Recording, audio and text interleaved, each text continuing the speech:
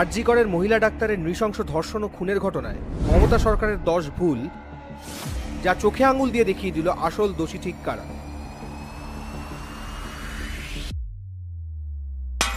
প্রথম ভুল, ধর্ষণ ও খুনকে আত্মহত্যা বলে গল্প বানানোর ছক ও তড়িঘড়ি একজনকে গ্রেফতার করে মামলা নিষ্পত্তি করার চেষ্টা। দ্বিতীয়, সন্দীপ ঘোষের পদত্যাগের পরই তাকে একদিনের মধ্যেই ন্যাশনাল মেডিকেল কলেজে নিয়োগ।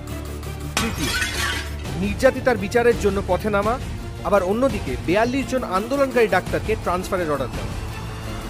চতুর্থ, মেয়েদের রাত দখলের সময় আরজি করে দুষ্কৃতীদের তাণ্ডব চালানো এবং চেস ডিপার্টমেন্টে ঢুকে প্রমাণ লোপাটের চেষ্টা।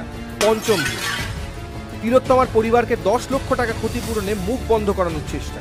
মেয়েটি তো আর ফিরে আসবে না, ওর নামে যদি আপনারা কিছু করতে চান করতে পারেন, যা টাকা লাগবে আমি দেব। হ্যাঁ, আমরা 10 লক্ষ টাকা তো দিতেই পারি পরিবারকে। ষষ্ঠ, জনসমাবেশে মুখ্যমন্ত্রীর হুমকি, আন্দোলনকে রাম বাম দলে জড়িয়ে মিথ্যাচার করা। সপ্তম, শান্তিপূর্ণ গণ আন্দোলনকে 144 ধারার মাধ্যমে দমন করার চেষ্টা এবং ফুটবল সমর্থকদের দলদাস পুলিশের বেলাগাম লাঠিচার্জ। অষ্টম, ডাক্তার কিংবা আন্দোলনকারীদের সমন পাঠানো। নবম, মমতা নিজে ভুল স্বীকার না করে বারবার আসল সত্যিকে বিকৃতি করার চেষ্টা।